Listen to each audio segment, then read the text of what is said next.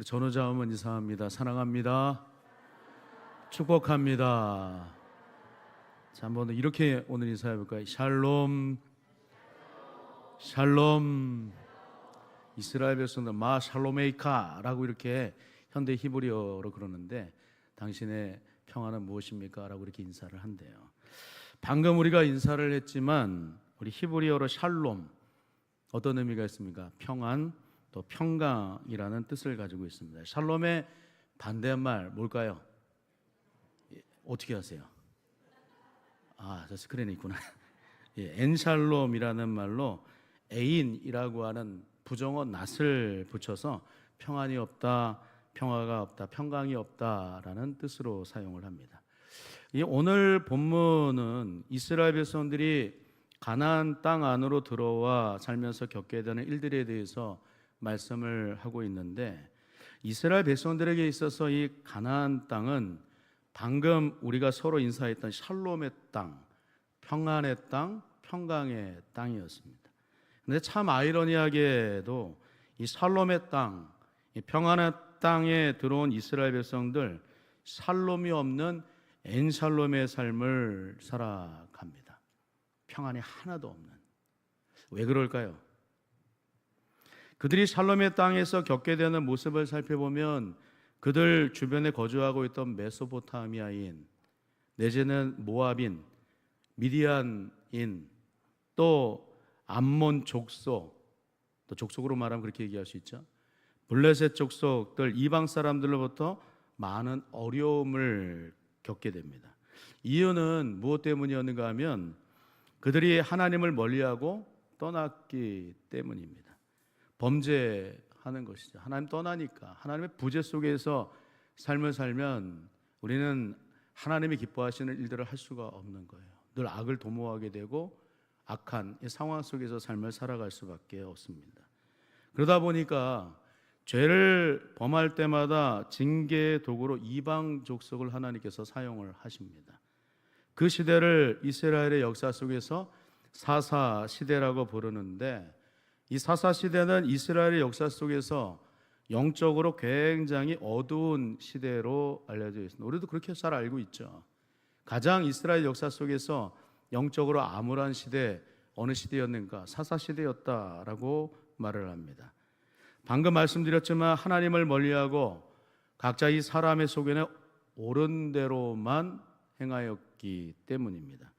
그래서 이 사사시대의 특징을 말할 때 사사기 안에서는 많지도 않고 딱 두 구절, 두 번에 걸쳐서만 얘기를 하세요.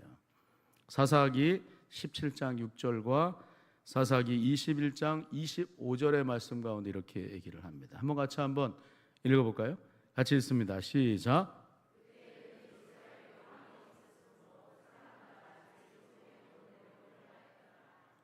그때 이스라엘에 왕이 없으므로 사람이 각기 자기의 소견에 옳은 대로 행을. 사사 시대, 사사들이 등장하는데, 사사들이 다 등장하고 이제 마지막 사사 삼손이 이스라엘의 사사로 등장하는 것이 끝나는 그 즈음에, 그때에는 이스라엘에 왕이 없으므로 사람마다 각자의 소견에 옳은 대로 행하였다라고 얘기하고, 이 사사기서 마지막 21장 25절 마지막 절에서 또 한 번 이렇게 얘기를 해요. 이게 왜 사사 시대가 영적으로 어두운 시대였는지를 밝혀 말을 합니다. 이 두 구절, 사사 시대가 가지고 있던 가장 큰 문제 무엇이었는지를 말씀하고 있는데, 이건 굉장히 역설적인 표현입니다. 이스라엘 땅의 영원한 왕은 하나님이신데, 하나님이 영원한 왕으로 계시지만 이스라엘 백성들은 그 땅에 왕이 없는 것처럼 자기 임의대로 삶을 살았다라고 하는 거예요. 이것이 가장 커다란 문제였다라고 하는 거예요.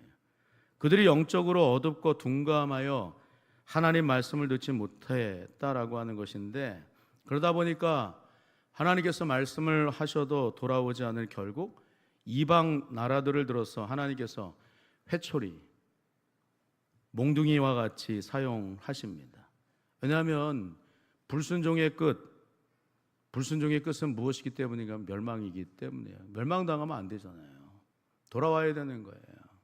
어찌됐든 간에 매를 맞더라도 돌아와야 되는 거예요. 이스라엘 나라 사생아랍니까? 그렇지 않잖아요. 하나님의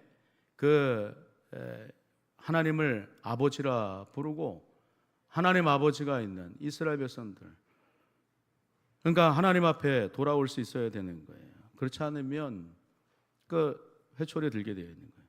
그런 의미 속에서 이 사사시대 이스라엘 백성들이 샬롬의 땅에 들어와서도 어째서 왜 엔샬롬 평안이 없는 삶을 살 수밖에 없었는지를 우리에게 말씀을 합니다. 샬롬의 땅에서 샬롬의 삶을 지속적으로 살기 위해서 가장 필요한 것 무엇인가를 생각해보면 먼저 자기 임의대로 삶을 살지 않는 것이라고 말할 수 있어요. 자기 임의대로 살지 않으려면 무엇을 앞장세워야 됩니까? 무엇을 앞세워야 될까요? 말씀이에요. 말씀. 하나님 말씀 경외함으로 삶을 사는, 우리 찬양 불렀잖아요. 말씀 앞에서 경외함으로 주님 앞에 섭니다. 그렇게 고백하며 삶을 살아야 하는 거예요. 오늘 본문 1절의 말씀을 보시면 여호수아가 죽은 후에 라고 말씀을 하고 이스라엘 자손이 여호와께 여쭈었다. 근데 우리 가운데 누가 먼저 올라가서 가나안 족속과 싸워야 됩니까? 이스라엘 백성들이 물었답니다. 하나님 앞에. 먼저 이스라엘 백성들 여호수아의 지휘 아래에서 가나안 땅에 머물고 있었던 중심 세력의 중심이 무너져 버렸잖아요. 이게 여호수아가 죽어버렸잖아요. 그러니까 그들이 지도자가 없어져 버리니까 이제 어떻게 삶을 살아야 될지. 물론 정복 정쟁 그 이전에 여호수아서를 보면 여호수아를 중심으로 해서 가나안 땅에 들어와서 여리고부터 시작을 해서 가나안 족속들을 많이 이렇게 무찌르고 또 정복을 하게 됩니다. 그러나 여전히 쫓아내야 될 남아있는 족속들이 있었다라고 하는 거예요. 하지만 여호수아가 죽고 나니까 그런 상황 속에서 이스라엘 백성들 자신들이 어떻게 어느 지파 또 이 어느 지파가 남아있는 이 족속들을 이렇게 싸워야 될지 이런 이 숙제가 남겨져 버렸다라고 하는 거예요. 그래서 하나님 앞에 이번에는 여호수아가 없으니 직접 묻습니다. 무엇을 묻는가 하면 우리 가운데 누가 먼저 올라가서 가나안 족속과 싸워야 합니까? 라고 이렇게 물어요. 그렇게 묻는 이스라엘 백성들에게 2절 말씀 보니까 하나님께서 이렇게 대답을 하시는데 여호와께서 이르시되 누가 올라가랍니까? 유다가 올라갈지니라. 보라 내가 이 땅을 그들의 손에 넘겨 주었노라 하시니라. 이렇게 말씀을 하세요. 누가 올라가야 되는가? 유다가 올라가라 라고 이렇게 말씀합니다. 근데 유다의 그 다음에 9절 3절의 반응을 보시면 뭐라고 얘기하는가 하면 유다가 그의 형제 시몬에게 이르되 내가 제비 뽑아 얻은 땅에 나와 함께 올라가서 가나안 족속과 싸우자. 그리하면 나도 네가 제비 뽑아 얻은 땅에 함께 가리라 하니 이에 시므온이 그와 함께 가니라. 이런 말씀을 하십니다. 여기서 유다는 왜 시므온과 함께 가나안 땅에 남아있는 족속을 치러 올라갔는가? 이런 물음표가 또 찍혀요. 하나님께서 누구에게 올라가라고 얘기한 거예요? 유다에게 올라가라고 얘기했는데 왜 유다는 시므온과 함께 가자고 얘기를 하는 것일까? 이 질문이 굉장히 대수롭지 않은 질문이라고 생각할지 모르지만 이게 굉장히 엄청난 거예요. 이게. 여기 이 구절 두 가지로 해석을 할 수가 있습니다. 하나는 긍정적인 해석인데 유다가 하나님께 묻고 응답을 들었을 때 네가 올라가라 말씀을 들었지만 유다에게 있어서 이 시므온은 같은 어머니 레아를 통해서 출생한 동복 형제였기 때문에 시므온에게 함께 올라가자라고 제안하는 거 이상하게 보이지 않습니다. 그리고 당시에 이 시므온 지파는 다른 지파에 비하면 굉장히 세력이 약했기 때문에 이 유다의 입장 속에서는 같이 올라가는 게 낫겠다 이렇게 얘기를 하는 거예요. 유다는 시므온에게 함께 기업을 얻도록 배려하면서 끌고 올라가고자 합니다. 하지만 두 번째로 이런 유다의 행동에 대해서 부정적인 해석이 있어요.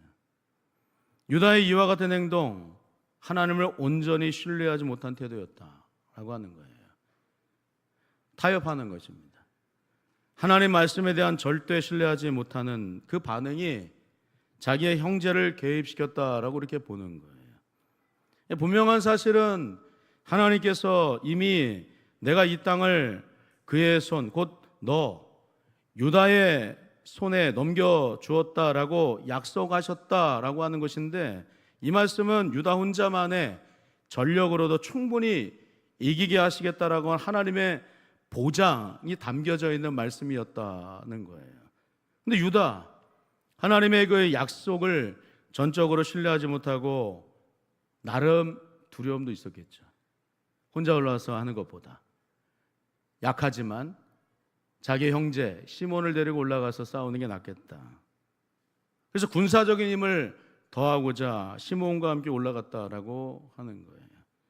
여기서 이 유다에게서 드러나는 문제가 무엇인가 하면 하나님의 말씀을 전적으로 신뢰하지 못했다는 것입니다.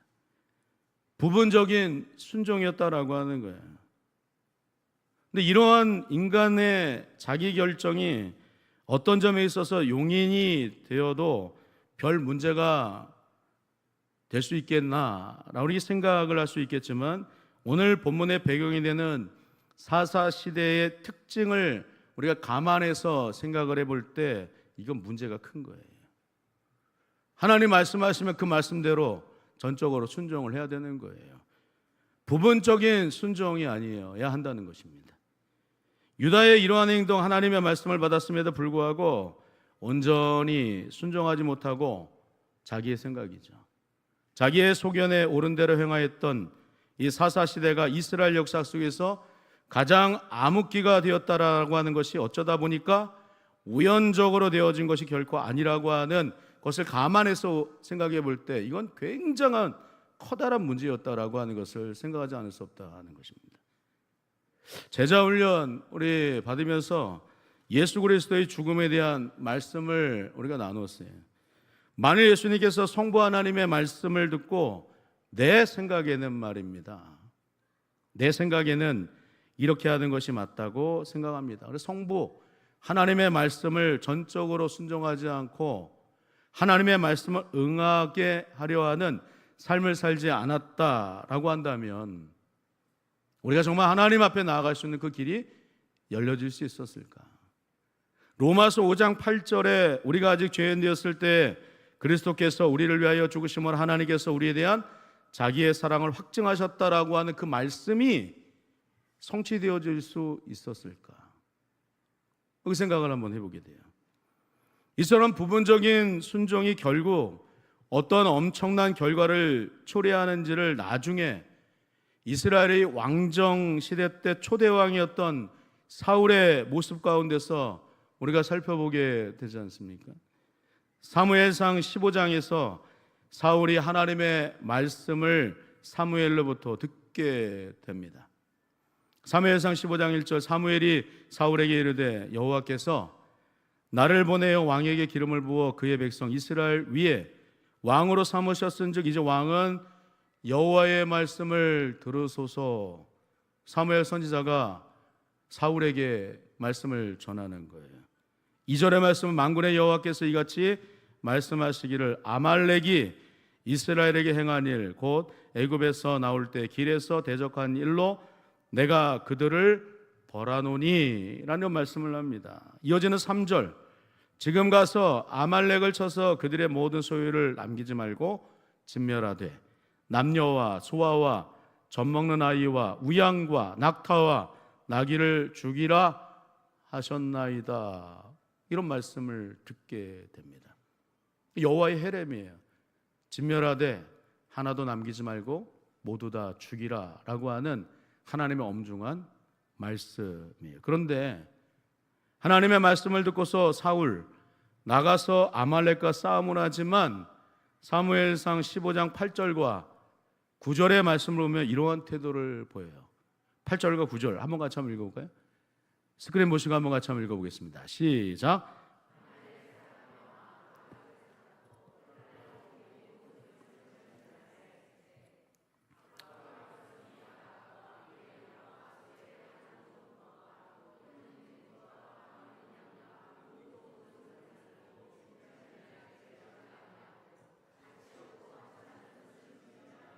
사울의 이 태도가 어떻습니까? 하나님의 말씀 들었는데 순종은 해요. 아말렉과 나가서 싸운다고요.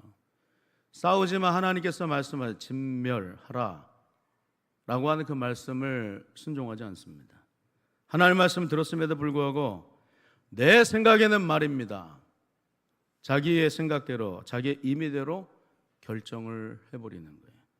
근데 자기의 임의대로 행한 일의 결과가 드러나니 이 사울 또 어떠한 태도를 보이는가 하면 이어지는 사무엘상 15장 15절의 말씀 보니까 이렇게 얘기를 해요. 이거 말씀도 한번 같이 한번 읽어볼게요. 시작. 사울이 이르되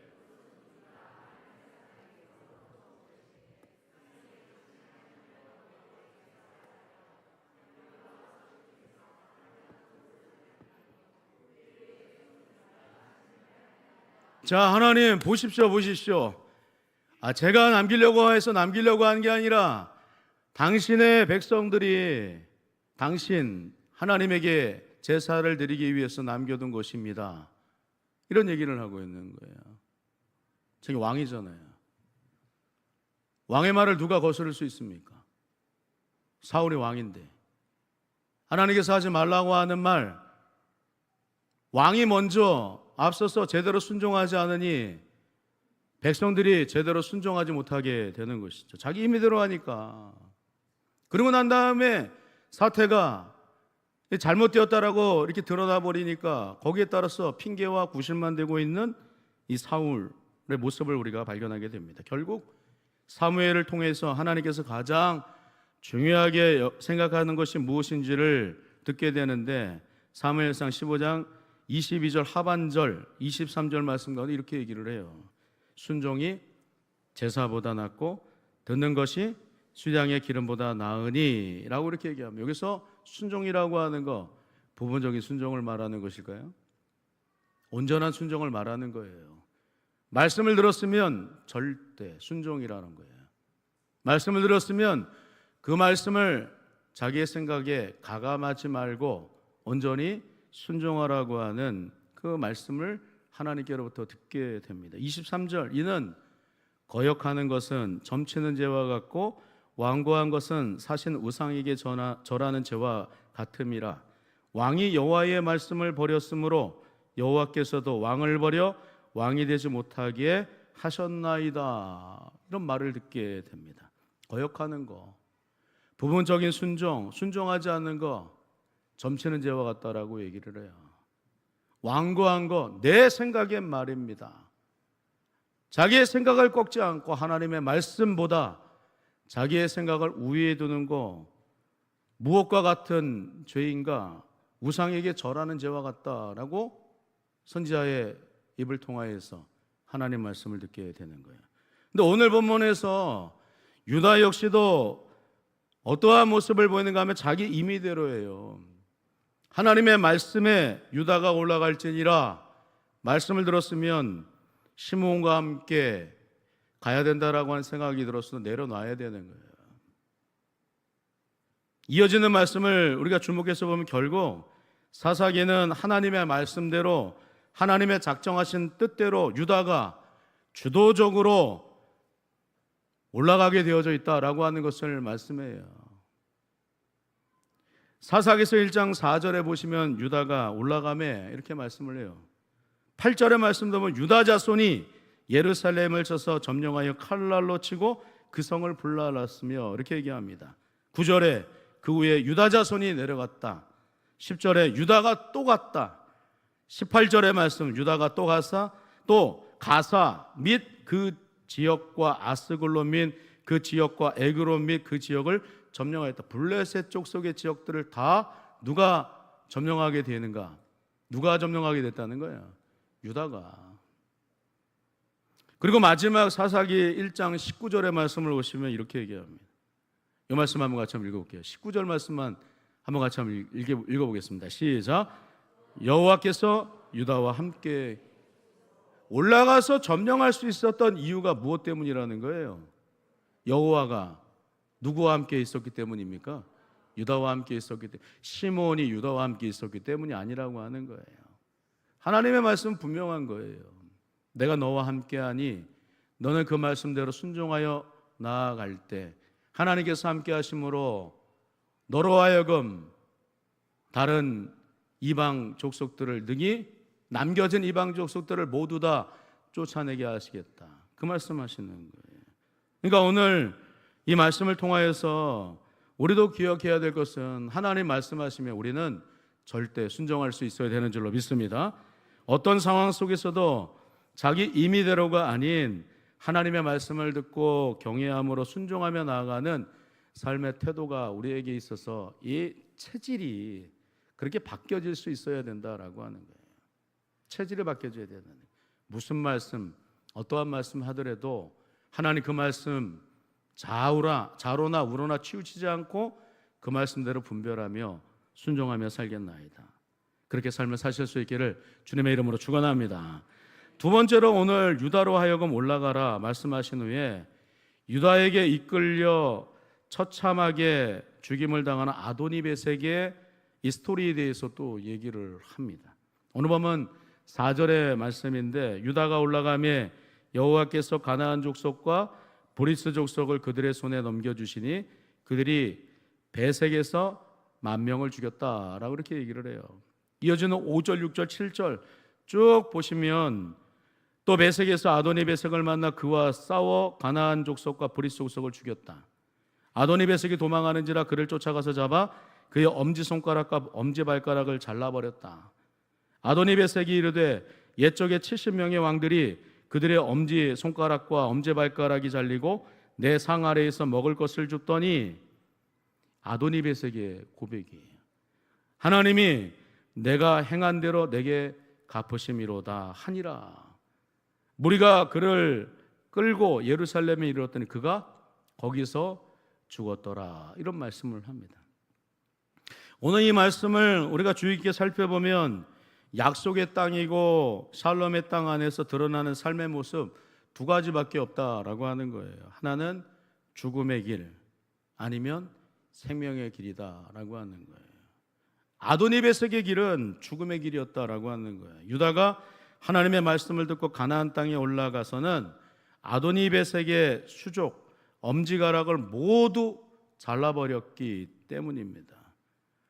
특히 7절에 앞서 읽었지만 그의 입으로 터쳐나오는 고백이 무엇인가 하면 하나님이 내가 행한 대로 내게 갚으심이로다 하니라. 무리가 그를 끌고 예루살렘에 이르렀더니 그가 거기서 죽었더라. 하나님이 나로 하여금 이렇게 큰 멸망을 당할 수밖에 없도록 만들었더라. 하나님께서 이렇게 하셨다. 그렇게 고백을 하는 거예요. 이방 나라의 왕인데. 그러니까 여러분 우리가 이 말씀을 우리가 생각해 보면 이방 사람들도 마찬가지예요. 믿음의 사람들도 마찬가지고 우리에게 중요한 것은 무엇인가 하면 하나님의 말씀을 듣고 순종하는 거예요. 그럴 때 우리는 죽음의 길이 아닌 생명의 길로 나아갈 수 있는 줄로 믿습니다. 왜 아도니베섹 이처럼 수치스러울 정도로 비참한 최후를 맞이할 수밖에 없었는가를 생각해 보면 하나님이 어떤 분이신지를 전혀 몰랐기 때문이에요. 아니 모르는 척 했던 것도 같아요. 자기의 생각에 하나님 믿지 않아도 하나님의 살아계심을 믿지 않아도 내 방식대로 삶을 살아도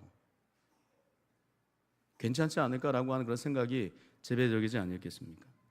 결국 그의 마지막 심판, 멸망이었다라고 얘기를 하는 거예요. 반면에 오늘 가나안 샬롬의 땅 안에 들어온 약속의 백성들에게는 그들이 어떻게 살아갈 때 샬롬의 땅에서 이 샬롬의 은혜가 주어지게 되는지를 말씀합니다. 개인이 되었든지 공동체가 되었든지 모든 역사의 주인은 누구십니까? 하나님이신 줄로 믿습니다. 하나님 우리에게 항상 말씀하시는 줄로 믿습니다. 그러니까 그 하나님 말씀 붙잡고 우리는 순종하며 삶을 사는 거예요. 그럴 때 우리는 비극적인 최후가 아니라 생명의 놀라운 경험, 그런 삶을 우리가 살 수 있게 된다라고 하는, 이거 잊어먹지 말자고요. 마지막 우리가 하나님 앞에 섰을 때 하나님의 말씀대로 순종 잘했습니다. 순간 어려운 상황이 우리에게 맞닥뜨려졌을 때, 비참한 상황이 우리에게 엄습해 올 때, 그때 아차, 내가 잘못 생각했구나 깨닫고 난 다음에 얼른 속히 우리를 돌이켜서 하나님께 우리의 눈은, 우리 시선을 향하여서 하나님께 둘 수 있는 그런 삶을 우리 모두가 살 수 있어야 되는 줄로 믿습니다. 마지막으로 오늘 아도니 베섹의 이야기 다음으로 온니엘과 그의 아내 악사의 결혼 이야기가 언급이 되는데, 이 둘의 이야기, 그들이 어떻게 생명과 축복의 길을 걸어가게 되는지에 대해서 이렇게 말씀을 해요. 아도니 베섹이 죽고 난 이후에 유다 지파 예루살렘을 공격하고 성을 불살랐다라고 얘기를 합니다. 8절 말씀이 바로 그 대목이죠.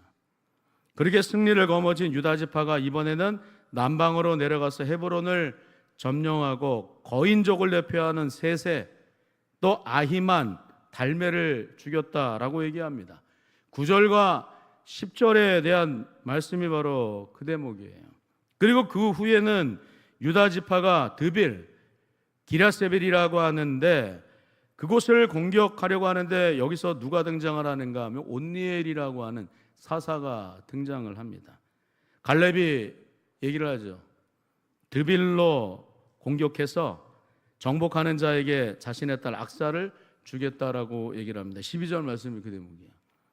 갈렙이 말하기를 기랴세벨을 쳐서 그것을 점령하는 자에게 내 딸 악사를 아내로 주리라. 그랬더니 온니엘이 등장해서 기랴세벨 점령하자 갈렙이 자기의 딸 악사를 온니엘에게 아내로 주는 말씀이 13절 말씀입니다. 13절 한번 같이 한번 읽어볼까요? 같이 읽습니다. 시작. 그나스의 아들인 온니엘이 갈렙이 그의 딸 악사를 그에게 아내로 주었더라. 여기 온니엘과 악사와 온니엘 서로 결혼을 하게 되고 그들이 또 얻게 되는 거, 땅을 얻게 되었다라고 얘기를 해요. 샘을 얻게 되었다라고 얘기를 합니다. 하나님께서 우리에게 주시는 언약의 축복, 오늘 오전에도 오롤로 목사님 말씀하셨지만 우리에게 주시는 거, 아브라함 때부터 주시는 거 땅이에요. 땅. 그리고 후손에 대한 축복을 하시는 거예요.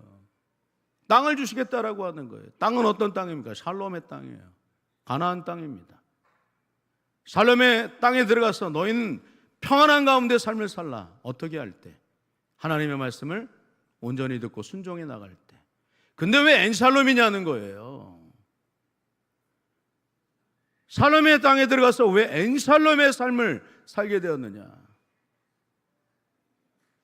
말씀에 순종하지 않기 때문이라고 하는 거예요.